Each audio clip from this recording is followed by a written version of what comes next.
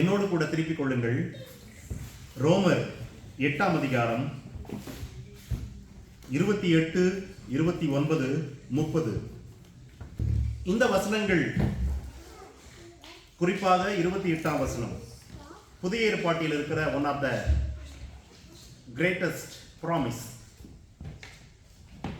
இந்த நியூ கவர்னன்ட்ல கடவுள் நமக்கு கொடுத்திருக்கிற ஒரு உன்னதமான ஒரு வாக்குத்தத்தம் இந்த வசனம். இந்த வசனத்தை சார்ந்த இந்த வசனங்களை நாம் சிந்திக்கும் போது தவறாய் போய்விடுவதற்கும் வாய்ப்புகள் உண்டு.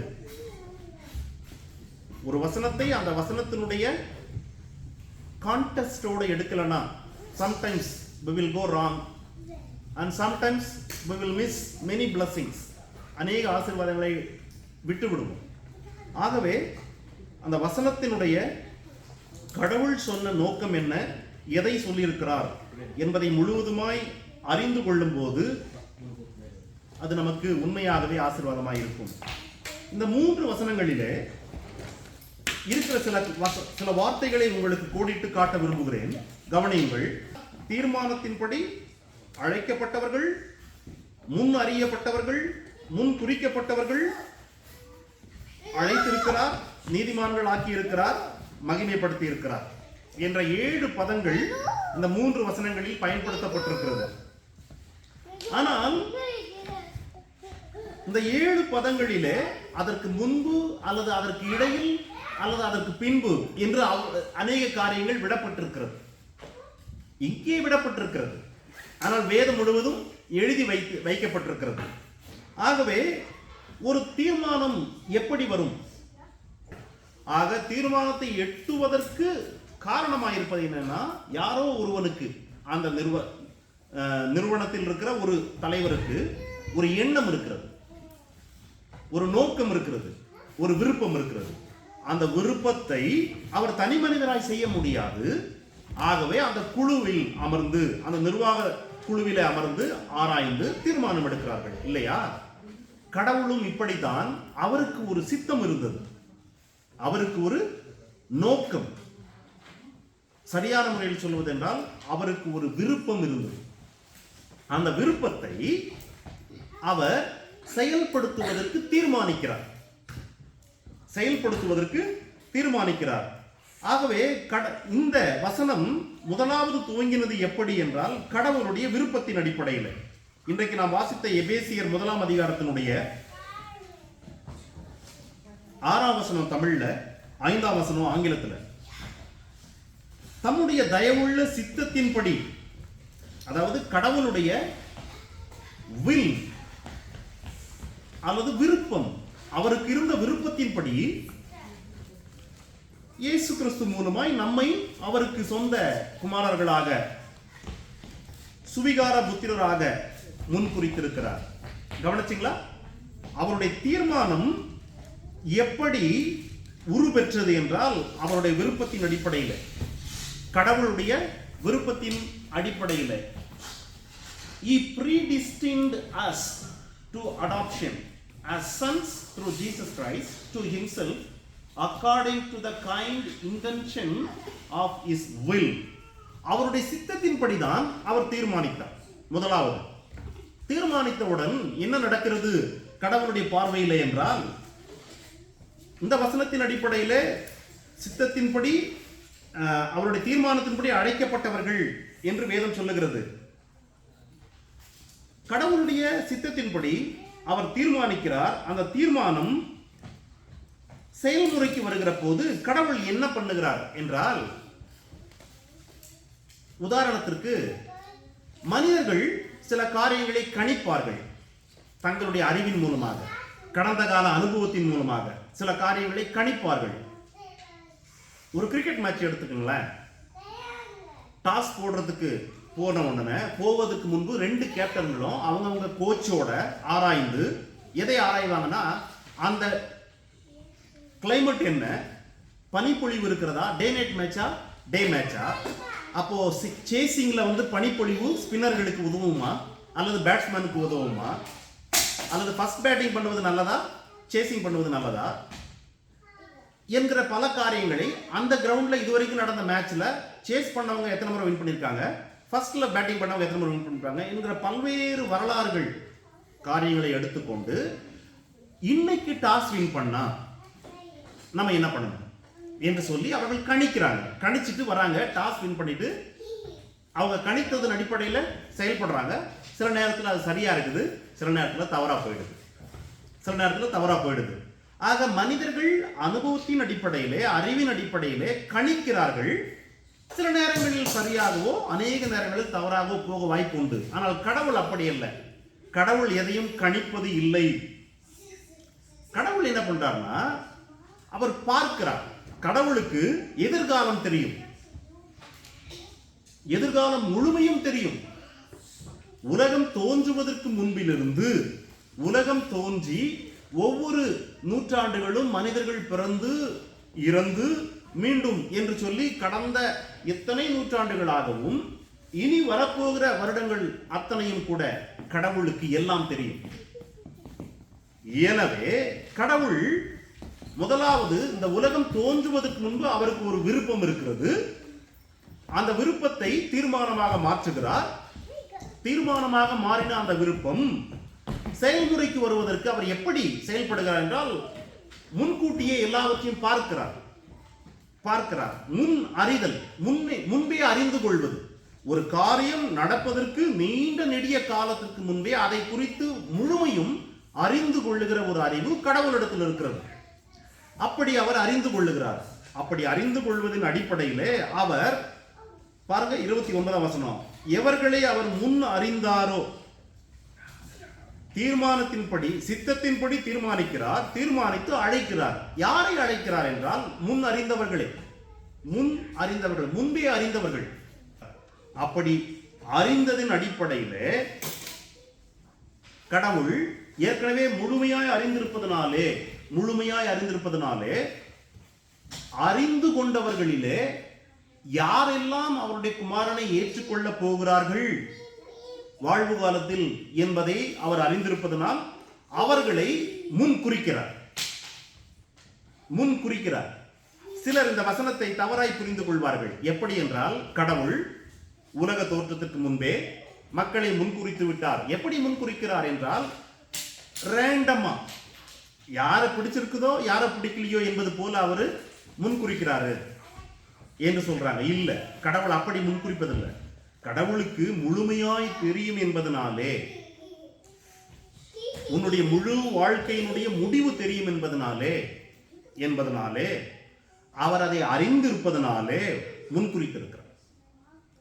யாரை முன்குறித்திருக்கிறாரோ அவர்களை அவர் அழைக்கிறார். யாரை அழைக்க வேண்டும் என்பது அவருடைய தீர்மானமாய் இருக்கிறது. கவனிச்சிங்களா? சித்தம், தீர்மானம், முன் அறிதல், முன் குறித்தல். ஒரு வசனத்தை உங்களுக்கு காட்ட விரும்புகிறேன்.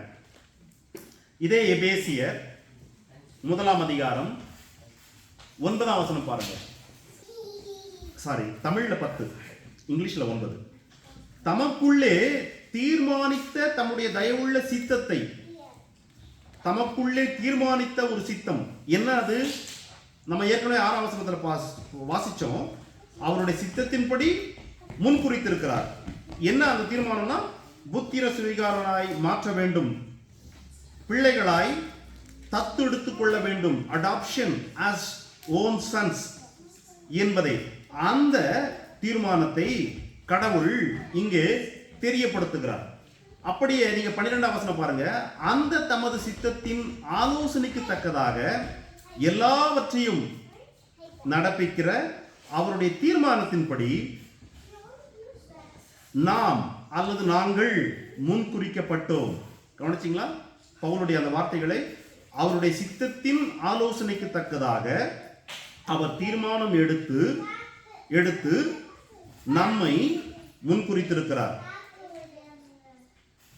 சபைக்குள் அமர்ந்திருக்கிற இயேசுவை ஏற்றுக்கொண்டிருக்கிற அநேகரை கடவுள் முன்குறித்திருக்கிறார். எப்படி என்றால், அவர் முன் அறிந்ததனாலே, முன்பே அவருக்கு தெரியும் என்பதனாலே. நான் ஒரு இந்து குடும்பத்தில் பிறந்திருந்தேன். கடவுளுக்கு என்னுடைய 2 தம்பிகள் இன்னும் ஆண்டவரை ஏற்றுக்கொள்ளவில்லை. நான் படித்த அதே ஹாஸ்டல்ல தான் அவர்களும் படித்தார்கள். எனக்கு கற்றுக் கொடுத்த அதே வேத வசனங்கள் அவர்களுக்கும் சொல்லிக் கொடுக்கப்பட்டுச்சு. வசனம் சொல்லி பரிசு வாங்கியிருக்கிறேன். என் தம்பிகளும் பாடல் பாடி பரிசு வாங்கியிருக்காங்க. என்னுடைய 2வது தம்பி நல்லா பாடுறவன், நிறைய பரிசு வாங்கியிருக்கான் பாடல். அதில் ஹாஸ்டல் வாழ்க்கை முடிஞ்சது, அவர்கள் ஆண்டவரை ஏற்றுக்கொள்ள இப்போ வரைக்கும். we don't know what is the end, but God knows that one. ஆக கடவுளுக்கு முன்பே தெரியும் என்பதன் அடிப்படையில் தான் முன்குறித்திருக்கிறார். அப்படி முன்குறிக்கப்பட்டவர்கள் தான் நீங்க. இந்த வசனம் அதுதான் சொல்லுது. கடவுள் எடுத்த தீர்மானத்தின்படி யாரையெல்லாம் அழைச்சிருக்கிறாரோ அவர்களெல்லாம் ஏன் அழைச்சிருக்கிறாருன்னா அவருக்கு அவர்களை முன்பே தெரியும். அவர்கள் தங்கள் வாழ்வு காலத்தில் அவரை ஏற்றுக்கொள்வார்கள் என்று முன்பே தெரியும். காரணம், நாமெல்லாம் ஒரு ரெக்கார்டட் வீடியோவை பார்க்குறோம் இல்லையா? ரெக்கார்டட் வீடியோ, அதாவது ஏற்கனவே நடந்ததை நாம் இப்போ பார்க்குறோம். இது இறந்த காலத்தில் நடந்ததை இப்போ நாம் பார்க்குறோம். ஆனால் அவர் வரும் காலத்தில் நடக்கிறது ஆல்ரெடி ரெக்கார்ட் ஆகி அவர்கிட்ட இருக்குது ஆல்ரெடி. It's not change. கடவுள்கிட்ட வருங்காலத்தில் நடக்க போகிற எல்லாமே அவர்கிட்ட ரெக்கார்ட் ஆகிருக்குது. நான் வருங்காலம் என்று சொல்வது இன்றையிலிருந்து வருங்காலம் சொல்லலை, உலகம் உருவானதிலிருந்து வருங்காலம் முழுவதும் அவர்கிட்ட இருந்துச்சு. அந்த அடிப்படையில் God choose us. That is the only basic, that is only qualification. Since God knows, கடவுள் நம்மை தெரிந்து கொண்டிருக்கிறார். ஆக தேவ முன் குறிப்புக்கு உதவியாக இருப்பது தேவனுடைய முன் அறிதல். முன் குறிப்புக்கு தேவனுடைய முன் அறிதல் உதவியாக இருக்கிறது. எதிர்கால நிகழ்ச்சிகள், எதிர்காலத்தில் இருக்கிற தேசங்களுடைய எல்லைகள் அல்லது உங்களுடைய எல்லைகள் அல்லது உங்கள் வாழ்க்கையில் நடக்கிற எல்லா சம்பவங்கள், நீங்கள் கடந்து போகிற ஒவ்வொரு மேடு அல்லது பள்ளம், இவைகள் எல்லாம் முன்பே அவர் அறிந்திருக்கிறார். அப்படி முன்பே அறிந்திருக்கிற அளவுக்கான ஒரு அறிவு கடவுளிடத்தில் இருக்கிறது. அதுதான் முன் அறிதல், முன்பே அறிந்து கொள்வதல். அந்த முன் அறிந்து கொண்ட மனிதர்களை கடவுள் ப்ரீடிஸ்டைன் பண்றார், முன் குறிக்கிறார். முன்பே உங்களுடைய இறுதி இலக்கு தீர்மானிக்கப்படுகிறது. கடவுள் தீர்மானித்து வைத்து விட்டார். யார் ஒருவர் coming under this particular line, கடவுளுடைய சித்தம், தீர்மானம், முன் அறிதல், முன் குறித்தல் என்று அந்த லைன்ல படிநிலைகள்ல கரெக்டா கடவுளுடைய பார்வையில் வந்து கொண்டே இருக்கிறார்களோ அவர்களை கடவுள் தெரிந்து கொள்ளுகிறார். அவர்களுக்கு கடவுள் அழைப்பு கொடுக்கிறார். மனிதர்களைப் போல கணிப்பது இல்லை கடவுள்.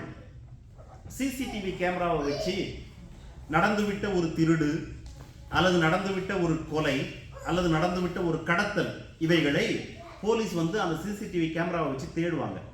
யார் இந்த பக்கம் போனாங்க, கடைசியா போன வண்டி என்ன, அந்த வண்டி என்ன கலர், எந்த திசையில போச்சு, எத்தனை மணிக்கு போச்சு, அடுத்த டோல்கேட்ல அந்த வண்டி எத்தனை மணிக்கு கடந்திருக்குது, ஆக இவ்வளவு நேரம் டிராவல் பண்ண எவ்வளவு டைம் எடுக்கும், ஆனா இந்த கார் இவ்வளவு டைம் எடுத்திருக்குது, அப்ப என்ன பண்ணியிருக்கோம் என்ற பல்வேறு கேள்விகளை எழுப்பி நடந்துவிட்ட ஒரு காரியத்தை பார்த்து அவர்கள் எழுப்புவது போல மனிதர்கள் கடவுள் நடக்க போவதை அவரை எல்லாவற்றையும் அவரை தீர்மானித்து வச்சிருக்கிறார். எத்தனை மணிக்கு நம்ம அப்படி கிராஸ் பண்ணுவோம், யாரை மீட் பண்ணுவோம், என்னைக்கு மீட் பண்ணுவோம். You see that? These all things, if you go little deeper and deeper, you will amaze. அப்படிதான் கடவுள் தீர்மானித்து வச்சிருக்கிறார். அப்படி தீர்மானத்தின் அடிப்படையில் தான் கடவுள் நம்மை முன்குறிக்கிறார், முன் அறிந்ததன் அடிப்படையில். ஆக இங்கே அமர்ந்திருக்கிற நீங்கள் ஒவ்வொருவரும் யூ ஆர் அண்டர் காட்ஸ், அவர்களுடைய தீர்மானத்தில் இருக்கீங்க, அவருடைய சித்தத்தில் இருக்கீங்க, அவருடைய முன் அறிதலில் இருக்கீங்க, அவருடைய முன் குறித்தலில் இருக்கீங்க, அவருடைய அழைப்பில் இருக்கீங்க. தீஸ் ஆல் திங்ஸ் இருப்பதனால தான் இங்க உட்கார்ந்துருக்கீங்க. ஆனா அழைப்பு வரைக்கும் வந்துவிட்ட அநேகர் அழைப்பிலேயே நின்று கொண்டிருக்கிறாங்க இன்னமும். இதை கவனிக்க வேண்டும். அதுதான் இங்க இல்லை. இந்த வசனத்தில் அது எழுதப்படல. அழைத்திருக்கிறார் அல்லவா, அழைத்த அழைப்பு உங்களுக்கு வந்தவுடன், மனிதர்களுக்கு வந்தவுடன் மனிதர்கள் என்ன செய்ய வேண்டும் என்றால் அழைப்புக்கு செவி கொடுக்க வேண்டும். கடவுள் அழைத்த அழைப்புக்கு செவி கொடுக்க வேண்டும். அப்படி செவி கொடுக்கும் போது என்ன நடக்கும் என்றால் சுவிசேஷம் உங்கள் காதுகளுக்கு வந்து சேரும். அதுதான் அழைப்பு. சுவிசேஷம் என்ன சொல்லுகிறது? இயேசு உன்னை அழைக்கிறார், இயேசு உன்னை மன்னிக்கிறார், இயேசு உன்னை ரட்சிக்கிறார். இது அழைப்பு. அந்த அழைப்பை கேட்டு யாரெல்லாம் போறாங்களோ அவர்களுக்கு மட்டுமே அது கிடைக்கும். இல்லையா? அப்போ அழைப்பை ஏற்றுக்கொள்ளுகிற மனிதர்களுக்கு மன்னிப்பு கிடைக்கிறது. ஏனென்றால் அழைப்பை ஏற்றுக்கொண்டவன் மனம் திரும்பி போகிறான், மனம் வருந்தி போகிறான், மன்னிப்பு கிடைக்கிறது. மன்னிக்கப்பட்டவன் ரட்சிக்கப்படுகிறான். இந்த படிநிலைகள் எல்லாம் வேதத்தில் இருக்குது. உதாரணத்துக்கு நான் ஒரு காரியத்தை உங்களுக்கு காட்டுறேன் பாருங்க. அப்போஸ்தலர் 4:27 தமிழ்ல, 28 இங்கிலீஷ்ல. அந்தப்படி உம்முடைய கரமும் உம்முடைய ஆலோசனையும் முன் குறித்தவைகள் யாவையும் செய்யும்படி, இங்கிலீஷ்ல, to do whatever your hand and your purpose predestined to occur. இங்க இயேசுவை குறித்து அப்போஸ்தலர்கள் சொல்றாங்க. என்னதுன்னா, கடவுள் இயேசு இந்த உலகத்தில் பிறந்து வளர்ந்து அவர் ஊழியத்தை செய்ய துவங்கின பின்பு அவர் வாழ்க்கையில் என்னென்னலாம் நடக்கணும்னு அவருடைய கரமும் அவருடைய ஆலோசனையும், which means அவருடைய தீர்மானமும் இருந்துச்சோ அவைகள் முன் குறித்தவைகள், predestined, இயேசு வாழ்க்கையில் நடக்கணும்னு predestined பண்ண எல்லாமே அக்யூர் ஆச்சு, நடந்துச்சு. It's a crystal clear evidence. கடவுள் இயேசுவின் வாழ்க்கையிலே எவைகளை எல்லாம் செய்ய வேண்டும் இந்த உலகத்திலே. உதாரணத்திற்கு இயேசு எந்த எல்லைக்குள் ஊழியம் செய்யணும், யாரையெல்லாம் சந்திக்கணும், சந்திக்கும் போது யாரையெல்லாம் சுகமாக்கணும், ஏன் அவருடைய ஆலோசனைப்படி முன்குறித்தவைகள். கடவுள் தம்முடைய ஆலோசனைப்படி எவைகள் எல்லாம் முன்குறித்தாரோ, இயேசு செய்ய வேண்டும் என்று ஆகட்டும், இயேசுவுக்கு மற்றவர்கள் செய்ய வேண்டும் என்று ஆகட்டும், இந்த ரோம அரசாங்கம் ஆகட்டும் அல்லது யூத அதிகாரிகள் ஆகட்டும், என்ன எல்லாம் செய்யணும்னு அவர் முன்குறித்தாரோ அவைகள் மட்டும்தான் நடந்துச்சு இயேசுவின் வாழ்க்கையில். அப்படியே 3ஆம் அதிகாரத்தினுடைய 18ஆம் வசனத்துக்கு வாங்க. அப்போஸ்தலர் 3:18. கிறிஸ்து பாடுபட வேண்டும் என்று தேவன் தம்முடைய தீர்க்கதரிசிகள் எல்லாருடைய வாக்கினாலும் முன் அறிவித்தவைகள். அப்படியே 24ஆம் வசனம். சாமுவேல் முதற்கொண்டு எத்தனை பேர் தீர்க்க தரிசனம் உரைத்தார்களோ அத்தனை பேரும் இந்த நாட்களை முன் அறிவித்தார்கள். இங்கே 27ஆம் வசனத்துல 4ஆம் அதிகாரம் முன் குறித்தவைகள், இங்கே முன் அறிவித்தவைகள். கடவுள் எவைகளை எல்லாம் முன் குறிக்கிறாரோ அவைகளை அவர் தீர்க்கதரிசிகள் வழியாக முன் அறிவிக்கிறார். கவனிச்சிங்களா? ஆக கடவுள் முன் அறிவித்தவைகள், முன் குறித்தவைகள் மட்டுமே இயேசுவின் வாழ்க்கையில் நடந்தது. நத்திங் எல்ஸ், வேற எதுவுமே நடக்கல. Take that one as a crystal clear evidence and ஒரு நல்ல ஒரு சாட்சியாக அதை எடுத்துக்கொள்ளுங்க. எடுத்துக்கிட்டு now you come to Romans 8:28. அன்றியும் அவருடைய தீர்மானத்தின்படி அழைக்கப்பட்டவர்களாய் என்று வருகிறது அல்லவா? இப்போ இயேசுவுக்கு இவைகளெல்லாம் நடக்க வேண்டும் என்று கடவுள் தீர்மானித்தார், நடந்துவிட்டது. முன் குறித்தார், முன் அறிவித்தார், நடந்து விட்டது. Now we seen. இன்னைக்கு நம்ம வாழ்ந்து கொண்டிருக்கோம். நம்மை குறித்து கடவுள் அவருடைய சித்தப்படி தீர்மானப்படி அழைத்து விட்டார், முன் குறித்தார், முன் அறிந்தார். தென் இதுவரைக்கும் நம்ம வாழ்க்கையில் நடந்துச்சு இல்ல, அப் டு நவ் இதுவெல்லாம் கைமீறி, நிலைமை கைமீறி போயிடுச்சுன்னு நினைக்கிறீங்களா? எங்கேயாவது ஒருவேளை ஏதாவது பிசகு நடந்திருந்தா? No, it is God. கடவுள் முன்குறித்தவைகள் தான். மனிதனுடைய மீறுதல் அல்லது மனிதனுடைய கீழ்ப்படிதல் என்கிற இவைகள் இரண்டும் இருந்தாலும், இவை இரண்டும் இருக்கும். கடவுளுக்கு யாரா தெரியும், this is how it's going to be go, இதுதான் இப்படிதான் போகும் என்று கடவுளுக்கு தெரியும். பிரியமானவர்களே, இயேசுவின் வாழ்க்கையில் நடந்த அவைகள் இயேசுவுக்கே predestined. When Jesus come, it is predestined for us. Then when we come to this world, it is predestined. ரோமர் 8:30. எவர்களை முன் குறித்தாரோ அவர்களை அழைத்தும் இருக்கிறார். அப்போ யாரெல்லாம் அவர் முன் குறிச்சிட்டாரோ, long ago, before world was created, முன் குறிச்சி அப்படியே விட்டுறல. அவர்கள் வாழ்வு காலத்தில் அவர்களுக்கு அழைப்பு கொடுக்கிறார். இந்த அழைப்பு கொடுக்கிற இடத்துல தான் மனிதர்களுடைய ரெஸ்பான்ஸ் தேவைப்படுது. கடவுள் முன்குறிக்கிற இடத்துல மனிதனுடைய ரெஸ்பான்ஸ் தேவை இல்லை. Because he did it before world was created. கடவுள் முன் அறிவிக்கும் போது மனிதனுடைய ரெஸ்பான்ஸ் தேவையில்லை. he did it before world created. அவருடைய தீர்மானம், சித்தம், we are not there.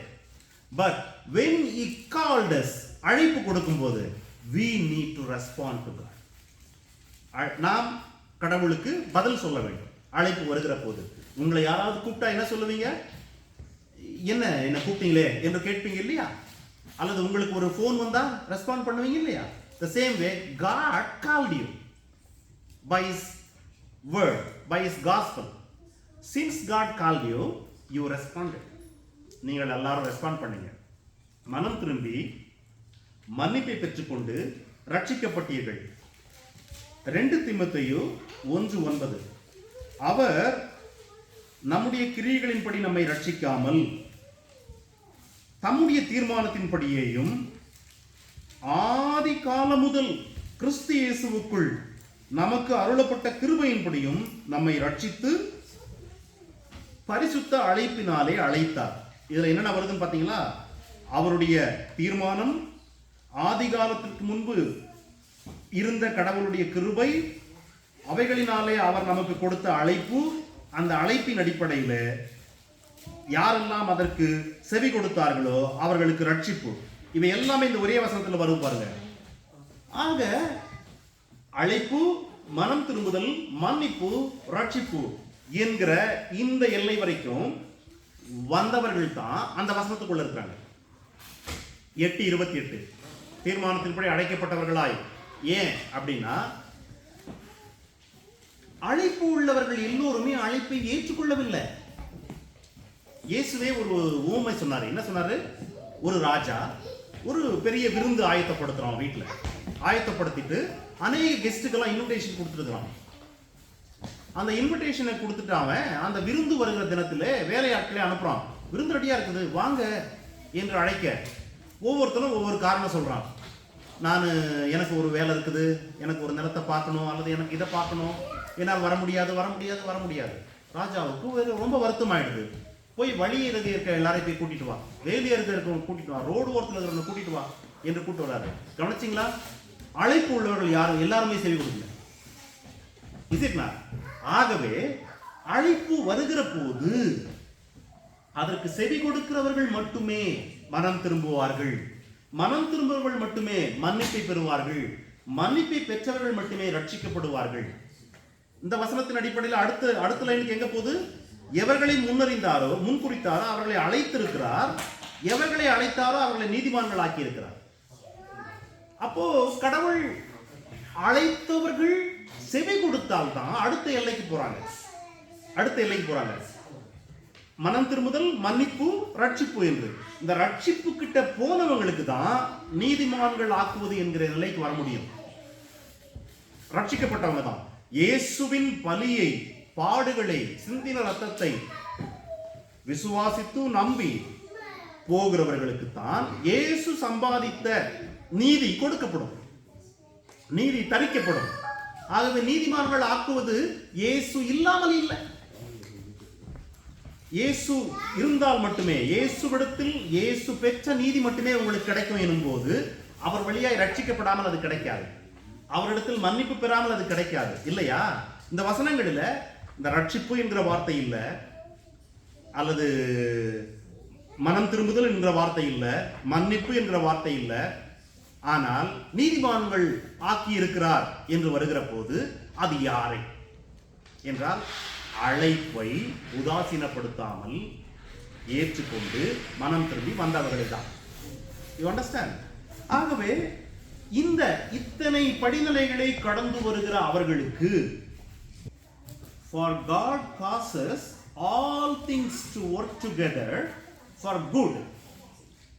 எல்லா காரியங்களும் இயேசுவின் வாழ்க்கையில எவைகளையெல்லாம் முன் அறித்தாரோ, முன் தீர்மானித்து வைத்தாரோ அவைகளையெல்லாம் முன் அறிவித்து விட்டார் தீர்க்கதரிசிகள் வழியாக. எத்தனை வருஷத்துக்கு முன்னாடி? 2000, 3000, 4000 வருஷத்துக்கு முன்னாடி அறிவிச்சார் இயேசுவை குறிச்சு.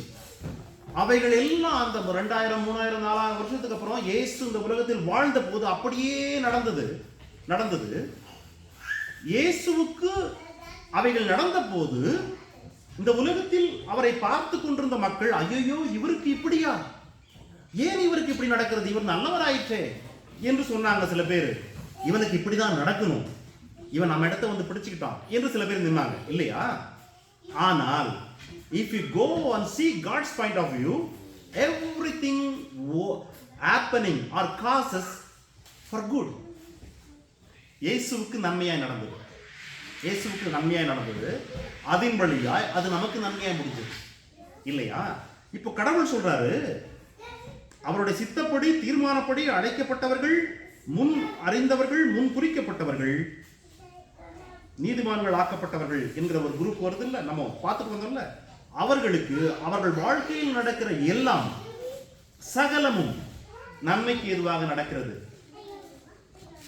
God causes or God begins to work in all circumstances. All circumstances. The moment you accept Jesus, the moment you got baptism or you got the salvation and you got right stand with God, அதாவது நீதிமான்கள் ஆக்கப்பட்ட அந்த வினாடி இருக்குல்ல, அந்த வினாடியிலிருந்து God is working behind the scene to allow people, whoever meet you, or circumstances, whatever you meet, இவைகள் எல்லாம் God causes for your good. Do you believe this one? This is a promise, a greatest promise.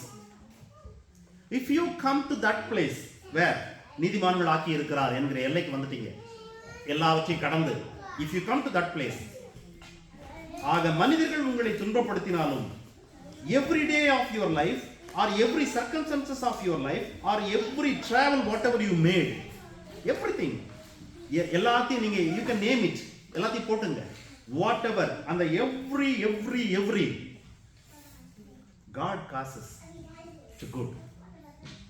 இந்த everyன்றதுல நீங்க எவ்வளவு எந்த எல்லை வரைக்கும் believe பண்றீங்க?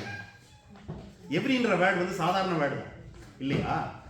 அநேகர் எவ்ரின்ற வேர்டை காதுல தான் கேட்பாங்க ஒழிய அதனுடைய எல்லையை எலாபரேட் பண்ணிக்க மாட்டாங்க. If you not elaborate it, it's up to you. If you elaborate it, it will elaborate up to your extend life. முழு வாழ்க்கை வரைக்கும் அது விரியும் அந்த எவ்ரின்றது. கடவுளுடைய பாயிண்ட் ஆஃப் வியூ அதுதான். If you want to take that one up to your whole life, you are blessed.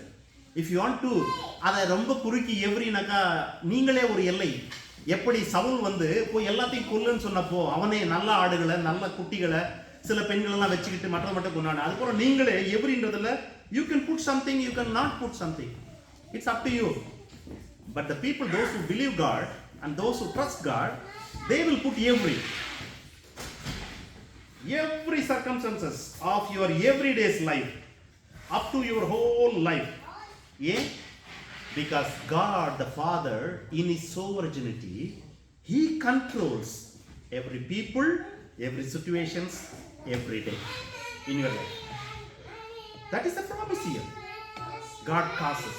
கடவுள் அதை கண்ட்ரோல் பண்றாரு தினசரி லைஃப்ல. உதாரணத்துக்கு இன்சூரன்ஸ், கார் இன்சூரன்ஸ் அல்லது ஹெல்த் இன்சூரன்ஸ் எடுத்துக்கங்களேன். ஃபயர் அண்ட் தெஃப்ட் கவர்னு ஒன்று இருக்குது, காம்ப்ரஹென்சி கவர்னு ஒன்று இருக்குது. காம்ப்ரஹென்சி கவர்னா என்ன? எல்லாம் கவர் ஆகிடும், எல்லாமே கவர் ஆகிடும். இன்னும் அவங்க எக்ஸ்டெண்ட் பண்ணினே என்ன பண்ணுறாங்கன்னா, நீங்கள் இப்போ யூரோப்பில் எங்கேயா போனால் ட்ரை பண்ணலாம் அல்லது இப்படி பண்ணலாம் கவர் கொடுத்துட்டே இருக்கிறாங்க இல்லையா? காட் இங்கே வந்து காம்ப்ரஹென்சியினுடைய ஹையஸ்ட் தான் நமக்கு கொடுத்துருக்குறாரு. Everything is covered under this world. If you start as a normal man or woman and you accept God's calling, because அதுக்கு முன்னாடி இருக்கிறதுக்கு நீ பொறுப்பு இல்லை, கடவுள் சித்தப்படி தீர்மானித்து முன்னறிந்து முன்குறித்திருக்கிறார். When the calling comes to you, when you accept, repent and forgiven and got salvation, then you become a righteous in front of God's eyes. Is it not? That then you are under this word, you are under this cover. This cover is covered every single circumstances, every single day.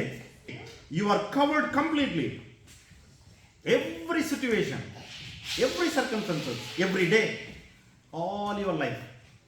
What a blessing, what a blessing, is it not? Yes, that is what God's plan for us. அதுதான் கடவுள் நமக்கென்று வைத்திருக்கிற. வேதம் சொல்லுகிறது predestined. கடவுள் இவ்விதமாய் நடக்க வேண்டும் என்று முன் குறித்திருக்கிறார். முன்னே அவர் தீர்மானித்து வைத்து விட்டார். அப்போ உங்க வாழ்க்கையில நீங்க சந்திக்கிற சூழல்கள்ல இன்னைக்கு நீங்க அனுபவிச்சிட்டு இருக்க தோல்வி, கண்ணீர், அல்லது சரீரத்தில் வலி, குடும்பத்தில் இழப்பு, உங்களுக்கு எதிராக எழும்பி இருக்கிற மனிதர்கள், இவைகள்லாம் இருக்குல்ல, இந்த எல்லா காரியங்களும் கடவுள் கண்ணை இப்படி லேசா மூடிட்டு போது நடந்துச்சு அப்படின்னு நினைக்கிறீங்களா? Never. Never. God in his full wisdom, God in his full sovereignty, he allowed the things, people, circumstances to come in your life. Because he is a full wisdom and he knows the future, so he has a destination for you already. To reach that destination, whatever things I need to face, whatever things you need to face, he knows. So that God allows something in my life which he not allow in your life. God allows something in your life which he not allowed in my life.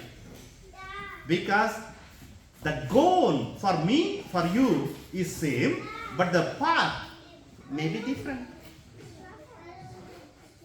But if you take this word and go to God and ask God, Lord, இந்த வசனத்தை நான் விசுவாசிக்கிறேன், என்னை நீர் உமது சித்தப்படி, உமது தீர்மானத்தின்படி முன் அறிந்து முன் குறித்து அழைத்தீர், இயேசுவை ஏற்றுக்கொண்ட என்னை மன்னித்தீர், கழுவினீர், ரட்சித்தீர், என்னை நீதிமானாக்கி இருக்கிறீர், உம்மை இப்பொழுது நான் அப்பா என்று அழைக்கிறேன், நன்றி. Now this verse says all things you causes to make good for me, ultimate good, eternal good. I believe it. Lord, help me. From now on, after hearing this word in this way, from now on, I will not complain. Reason, anything and everything you are causing for my good. You are causing for my good. So I will not complain and I will not discourage. பிரியமானவர்களே, இங்க அநேகர் வீட்டில் அந்த water filter கிடையாது. ஊர்ல நிறைய பேருடைய வீட்டில் வாட்டர் ஃபில்டர் போட்டு வச்சிருப்பாங்க. கவனிச்சிருக்கீங்களா? அந்த கென்ட் அல்லது சில இதுங்க, அந்த வாட்டர் ஃபில்டருடைய வேலை என்ன தெரியுங்களா? குழால வர டேங்க்லேருந்து வர தண்ணீர் இருக்குல்ல, அந்த தண்ணீரில் இருக்க எல்லா விதமான அதீதமான உப்புக்கள், தாதுக்கள், இவைகள் எல்லாவற்றையும் பிரித்து அதை ஒரு சுவை உள்ள ஒரு தண்ணீராக கொடுத்துரும். அதாவது அதில் இருக்க அவசியமற்ற, குடிப்பதற்கு தேவையில்லை என்கிற சில காரியங்களை அந்த ஃபில்டருக்குள்ள இருக்கிற சில உப்பு வழியாக அது ஃபில்டர் பண்ணி உங்களுக்கு கொடுக்கும்.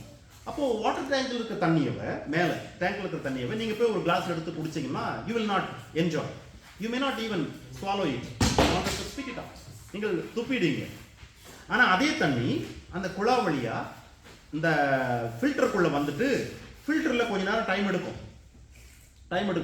Then when you open a cup of water, you will love it. நீங்க அதை குடிப்பீங்க இல்லையா? அதுல அந்த டேங்க்ல இருக்கிற தண்ணி மட்டும் இல்ல, இன்னும் அழுக்கான தண்ணியை போட்டா கூட அது சுத்திகரிச்சு கொடுத்துரும். எவ்வளவு அழுக்கான தண்ணியா இருந்தாலும் அதுதான் வாட்டர் ஃபில்டருடைய இது, நல்ல குவாலிட்டியா இருக்கும் பட்சத்துல. Is it not? This verse is a water filter for each and every one of you. Whatever situations, people or anything, all thing has to come through this verse. If you make this one as a water filter for you, அவங்க என்னை குறித்து குற்றம் சொல்லிட்டாங்க, அல்லது என் பேரை வந்து தூற்றிட்டு இருக்காங்க, அல்லது எனக்கு விரோதமாக கோர்ட்டுக்கு போறாங்க, அல்லது இப்படி பண்றாங்க, என்ன காரியமா இருந்தாலும், if you have this filter of Romans 8:28 as your filter, and if you believe it, then all things will go to the filter, and ultimate goal was you will get a good water to drink from the filter. Like that, God causes everything go good. God causes everything will happen good. Do you believe it? This is God's plan for you. ஆகவே don't worry about any circumstances. அதுதான் நான் சொல்லுவேன். ஒரு காலத்துல நான்லாம் ரொம்ப பயந்துட்டு இருந்தேன் சில காரியங்களுக்காக. என் தம்பி உடல்நிலை சரியில்லாத ஒரு தம்பி இருக்கான். அவனுக்காக நாங்கள் சில ட்ரீட்மெண்ட்லாம் பண்ணோம், எதுவும் உதவலை. அவனால் அம்மாவுக்கு உதவி இல்லை, அல்லது அம்மாவுக்கு அவனுக்கு உதவி பண்ண முடியல, எங்களுக்கும் அவனுக்கு உதவி பண்ண முடியல. 47 வயசு 49 வயசு ஆயிடுச்சு அவனுக்கு. திருமணம் ஆகாத ஒருத்தன், அவன் உடம்புல இருக்கிற பலத்துக்கு யாரும் அவனுக்கு உதவி செய்ய முடியல. ஈவன் சளி, இருமல், ஜுரம் என்று எது வந்தாலும் நாங்கள் கொடுக்குற மாத்திரை சாப்பிட்றது. சந்தேகம், வேற ஏதாவது மருந்து கொடுத்துருவோமா அப்படின்ற சந்தேகம். எந்த மருந்தும் சாப்பிட்றது, எதுவுமே சாப்பிட்றதில்ல. நான் அந்த நாட்களில் நான் சொல்கிறது, நான் ஒரு 7-8 வருஷத்துக்கு முன்னாடிலாம் ரொம்ப ஒரி பண்ணிட்டு இருந்தேன். நம்மளால் ஒன்றுமே முடியலையே, கை இயலாமையை நினச்சி ரொம்ப ஒரி பண்ணிட்டு இருந்தேன். But when I understand God's ways and God's guidance and God's promises and God's heart, when I started to believe it, I don't have any worry. அவன் அப்படி இருக்கானே என்கிற வருத்தம் இருக்கிறது எனக்கு. ஆனால் நான் எதுவும் செய்யணுன்ற, ஏன்னா it is not my control. There is something in your control, my dear brothers. காலையில் எத்தனை மணிக்கு எழுணுன்றது உங்கள் கண்ட்ரோலில் இருக்குது, அல்லது இன்னைக்கு என்ன சமைக்கலான்றது உங்கள் கண்ட்ரோலில் இருக்குது. ஏன்னா நீங்கள் வாங்கி வச்சிருக்கீங்க. இது போல சில காரியங்கள் it is in your control. Many things is not in your control. ஆகவே உங்களுடைய கண்ட்ரோலில் இல்லாத எந்த விஷயத்துக்காக நீங்கள் ஒரி பண்ண ஆரம்பிச்சீங்கன்னா, you lose this filter or you lose this cover. ஆகவே don't worry about things, about people, about circumstances, about anything, even about future. No, God causes everything work for good. இந்த வசனம் கேட்பதற்கு நமக்கு ரொம்ப ஆறுதலாகவும் தைரியமாகவும் இருக்குது இல்லையா? But there is a condition. There is a condition. அந்த வசனமே சொல்லுது பாருங்க. என்ன கண்டிஷன்னா, அன்றியும் அவருடைய தீர்மானத்தின்படி அழைக்கப்பட்டவர்களாய் அந்த நிலைக்கு வந்துட்டீங்க நீங்க, தேவனிடத்தில் அன்பு கூறுகிறவர்களுக்கு. கவனிச்சீங்களா? தேவனிடத்தில் அன்பு கூறுகிறவர்களுக்கு. யாரெல்லாம் அந்த நீதிமான்கள் ஆகிற நிலைக்கு வரைக்கும் வந்துட்டீங்க, வந்தாச்சு. அதுக்கப்புறம் கடவுளிடத்தில் தொடர்ச்சியாய் அன்பு கூறுகிறவர்களுக்கு மட்டும்தான் இது. If they not love God, அவர்களுக்கு இந்த வசனம் வேலை செய்யாது. If you carefully see, அன்பு கூறுகிறவர்களுக்கு மட்டும்தான். அப்ப அன்பு கூறுகிறவர்கள், அன்பு கூறாதவர்கள் என்ற 2 குரூப் இருக்குது. அழைப்பை ஏற்றுக்கொண்டவர்கள், அழைப்பை நிராகரித்தவர்கள் 2 குரூப் இருக்குது இல்லையா? அப்ப அழைப்பை ஏற்றுக்கொண்ட நீங்கள் இங்க இருக்கிறீங்க, அழைப்பை ஏற்றுக்கொள்ளாதவங்க வெளியே இருக்கிறாங்க அநேகமா. அதே போல அன்பு கூறுகிறவர்கள் யாரெல்லாம் இருக்கிறாங்களோ அவர்களுக்கு தான் சகலம் நன்மைக்கு எதாவது நடக்கிறது. இப்போ நீங்க உங்களை கேள்வி கேளுங்க, நீங்க கடவுளிடத்தில் அன்பு கூறுகிறீர்களா? If you stay in this course of life, எது தீர்மானம், அழைப்பு, முன்னறிதல், முன்குறித்தல், நீதிமானாக்கப்படுதல், then கடவுளிடத்தில் அன்பு கூறுவது என்கிற இந்த கோர்ஸ்லயே நீங்க நின்றுட்டு இருந்தீங்கன்னா, இந்த வசனம் உங்க வாழ்வு முழுவதும் ஒரு அழகான ஒரு வாட்டர் ஃபில்டரா செயல்படும். அழகான ஒரு முழுமையான ஒரு வாட்டர் ஃபில்டரா செயல்படும். என்ன விதமான அழுக்கு தண்ணி அதுக்குள்ள போனாலும், ஃபில்டருக்குள்ள என்ன விதமான உப்பு தண்ணியே போனாலும், you will get a tasty water என்பது போல, எத்தனை விதமான பாடுகளை, துன்பங்களை உங்களுக்கு விரோதமாக திட்டமிட்டு மனிதர்கள் செய்தாலும் கூட, if you take this one filter or this one cover, you will covered for life.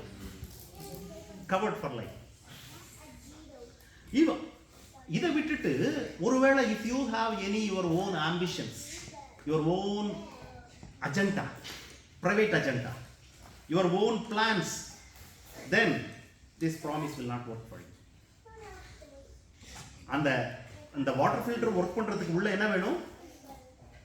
சில உப்புக்கள் வேணும். ஜெகன் அடிக்கடி வந்து இந்த சைடில், நார்த் சைடில் வந்து வாங்கிட்டு போவார் உப்பு. அவங்க வீட்டில் போட்டிருக்க ஃபில்டர் இருக்கு இல்லைங்களா ஜெகன்? அந்த உப்பு காலிட்டாக்க தண்ணி உங்களுக்கு நல்ல தண்ணி வருமா? வேலை செய்யுமா? அது அன்பு கூறுகிறவர்களுக்கு தான் வேலை செய்யும். அதுக்குள்ள உப்பு காலி ஆயிடுச்சு. உப்பு இருக்குது, தண்ணி வேலை செய்யும், ஃபில்டர் ஆகி வரும். காலி ஆயிடுச்சு, வேலை செய்யாது. அப்போ இந்த வசனம் யாருக்கு வேலை செய்யும்? அன்பு கூறுகிறவர்களுக்கு. அதாவது இந்த எத்தனை நிலைகளை கடந்து வந்திருந்தாலும் இஃப் யூ அன்பு கூறுகிறவர்களுக்கு தான் வேலை செய்யும். ஆக உங்களுக்கு என்ன தனி ஒரு திட்டம் இந்த உலகத்துல, அதாவது தனி ambition, private agenda, plans, it won't work. ஆகவே இந்த வசனம் உங்க வாழ்க்கையில நிறைவேறுவதற்கு எளிதான வழிகள், ரொம்ப வெளிப்படையான வழிகளை கடவுள் தெளிவாக கொடுத்திருக்கிறாரு. அன்பு கூறுதல். அந்த நன்மை என்பது என்ன என்று பார்த்தால் அடுத்த வசனம் சொல்லுது, 29ஆம் வசனம்.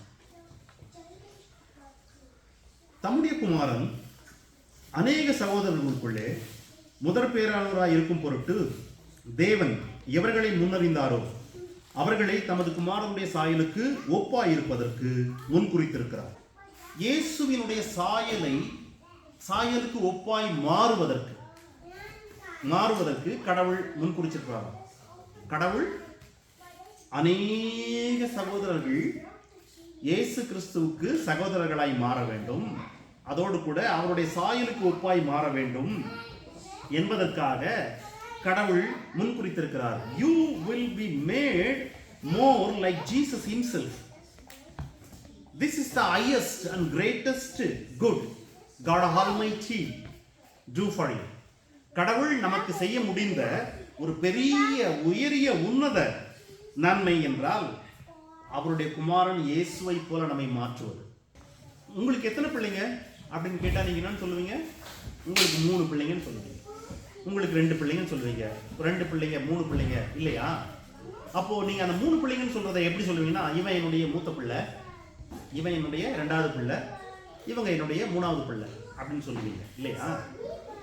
ஆனா கடவுளுக்கு இயேசு இந்த உலகத்திற்கு வருகிற வரைக்கும், அவர் சிலுவையில் அறையப்பட்டு மரித்து அடக்கம் பண்ணுகிற வரைக்கும் கடவுளுக்கு ஒரே ஒரு குமாரன் தான். யோவான் 3:16 என்ன சொல்லுது? தேவன் தம்முடைய ஒரே பேரான குமாரனை, ஒன்லி பிகாட்டன் சன், விசுவாசிக்கிறவன் எவனோ அவன் கெட்டு போகாமல் நித்திய ஜீவனை அடையும்படிக்கு அவரை தந்தருளி இவ்வளவாய் உலகத்தில் அன்பு கூர்ந்தார். ஒரே பேரான குமாரன், only begotten son. But what God's plan and intention was many children. அது கவனிச்சீங்களா? So that he would be firstborn among many brethren. இயேசு firstborn ஆகணும். அவர் ஒரே பிள்ளையா இருக்கிறாரு. எத்தனை வருஷம்? நித்திய காலமா, உலகம் தோன்றுவதற்கு முன்பிலிருந்து சிலுவையில் அறையப்பட்டு மரித்து பரலோகத்திற்கு போகிற வரைக்கும் அவர் ஒரே பிள்ளையா இருக்கிறார். ஆனா அவருடைய சித்தம் என்ன? பிதாவுடைய சித்தம் அநேக பிள்ளைகள் அல்லது அநேக சகோதரர்கள் அந்த ஒரு பிள்ளைக்கு என்று சித்தம் வச்சிருக்காரு. எப்போ? உலகம் தோன்றுவதற்கு முன்பு. அப்படி வைத்திருந்த சித்தத்தின் அடிப்படையிலே தீர்மானித்து, முன்னறிந்து, முன்குறித்து, அழைத்து, ரட்சித்து நீதிமானாக்கியிருக்கிறார். ஆக அந்த ஒரே பேரான குமாரனான இயேசுவுக்கு பதிலாக இப்பொழுது இயேசு முதல் பிள்ளையாய் மாறுகிறார். இதுவரைக்கும் ஒரே பேரான குமாரனாய் இருந்தவர், இதுவரைக்கும் இப்ப இல்ல, அந்த நிலை வரைக்கும் ஒரே பிள்ளையாய் இருந்த அவர் முதல் பிள்ளையாய் மாறுகிறார். அந்த நிலையை எட்டுவதற்குத்தான் God predestined you. ஆக அந்த எல்லையை நீங்கள் எட்டுவதற்கு உதவியாய் இருக்க வேண்டிய எல்லா காரியங்களையும் கடவுள் உங்கள் வாழ்க்கையில அனுமதிக்கிறார். மனிதர்கள், சூழல்கள் எதுவாக இருந்தாலும் இது எல்லாம் உங்க வாழ்க்கையில செயல்பட்டு what is the ultimate goal? You will become his son's image. That is the predestined place for you according to this word. அதை நோக்கி உங்களை நடத்துகிறார். அந்த வாட்டர் ஃபில்டருக்குள்ள தண்ணி வந்தா தண்ணியினுடைய அந்த தண்ணியை நீங்க போடுறதுடைய நோக்கம் என்ன? You get a good drinking water. Is it not? The same way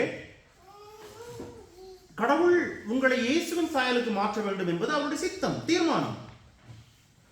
அதற்கு நீங்கள் உங்கள் வாழ்க்கையிலே சந்திக்கிற காரியங்கள்லாம் அந்த ஃபில்டர் வழியா போய் பல காரியங்களை செய்து சுத்திகரிச்சு கடைசியா நீங்க இயேசுவை போல மாறுகிற அந்த நிலைக்கு வர வேண்டும். கொலோசியர் 1:18 அவரே என்றால் இயேசுவே சபையாகிய சரீரத்திற்கு தலையானவர், எல்லாவற்றிலும் முதல்வராய் இருக்கும்படி அவரே ஆதியும் மரித்தோரிலிருந்து எழுந்த முதற் பேருமானவர். He is the firstborn who is raised from death. அவர்தான் முதல் பிள்ளை. எப்படி இவர் ஒரே பேரான பிள்ளையா இருந்த இவர் எப்படி முதல் பிள்ளையாய் மாறுறாருனாக்கா, மரித்து அடக்கம் செய்யப்பட்டு 3ஆம் நாளில் எழுந்ததின் வழியாக முதல் பிள்ளையா மாறுறாரு. அப்போ நீங்க நான் நம்மை போல வருகிற எல்லோருமே இயேசுவுக்கு பிள்ளைகளா, இயேசுவினுடைய சகோதரர்களாய், கடவுளுடைய பிள்ளைகளாய், இயேசுவுக்கு பின்பு வருகிற பிள்ளைகளாய் மாறுவதற்கு வழி என்ன? நாம் மரித்து அடக்கம் செய்யப்பட்டு எழும்பும் போது எப்படி இயேசு முதல் பிள்ளையாய் மாறிட்டாரோ, முதற் பேரானவராய் மாறிட்டார் மரணத்திலிருந்து எழுந்து, அதே போல மரணத்திலிருந்து எழுந்து அடுத்த பிள்ளைகளாய் நாம் எல்லாரும் உருப்பெறுகிறோம். Revelation chapter 1 verses 5.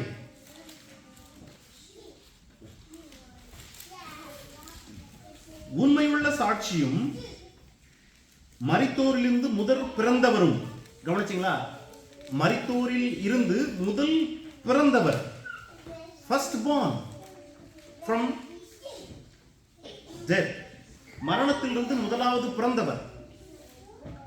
அப்படி முதல் பிறந்தவராய் இவர் வந்துவிட்டார். இனிமேல் வருகிற ஒவ்வொருவரும் கடவுளுடைய அடுத்தடுத்த பிள்ளைகளாய் அழைக்கப்படுகிறது. ஆக அது வரைக்கும் அந்த நிலையை போய் எட்டி புத்திர சுவீகாரம் ஆகும்படி, இயேசுவின் சாயலை தரித்துக் கொள்ளும்படி ஆகிய அந்த நிலையை நீங்கள் எட்டுகிற வரைக்கும் நடக்கிற சகலமும் நீங்கள் அங்கே போய் சேருவதற்கு நன்மையே இல்லை, அதற்கு உதவியாக இருக்கும். ஆகவே நன்மை என்று கடவுள் சொல்லுகிற நன்மை அவருடைய குமாரனுடைய சாயல் அல்லது அவருக்கு பிள்ளை என்கிற உரிமை, அந்த நன்மை. ஆகவே பணத்தில் வளர்வது, கௌரவத்தில் வளர்வது அல்லது அந்தஸ்தில் வளர்வது இல்லை. That will, if you study well, if you work hard without any shortcut, if you get a job and if you work hard, if you get earning and நீங்கள் சரியான அளவுக்கு செலவு செய்து சில காரியங்களை சரியான முறையில் எடுத்து வைக்கும் போது you will gradually will grow in your financial things. That is for everybody. அந்த everybodyல கடவுளே இல்லைன்னு சொல்றவனவா அல்லது இயேசு கடவுள் அல்ல என்று சொல்றவனவா அந்த everybody. Try to understand. கடவுள் சொல்லுகிற அந்த நன்மை என்பது அவருடைய குமாரனுடைய சாயல். அதற்கு கடவுள் தீர்மானத்தின்படி அழைத்து சகலமும் நன்மையாய் முடியும்படி மாற்றுகிறார். How many of you believe this word? அவருடைய குமாரனுடைய சாயல். அதை நோக்கி கடவுள் உங்களை நகர்த்தி கொண்டிருக்கிறார். இந்த வசனங்கள் எல்லாவற்றையும் நீங்கள் இணைத்து இந்த வாரம் முழுவதும் சிந்தியுங்கள். வருகிற வாரத்திலே இந்த வசனங்களுக்கு தொடர்ந்து இருக்கிற வசனங்களை நாம் இதோடு இணைத்து சிந்திக்கலாம். May God bless you.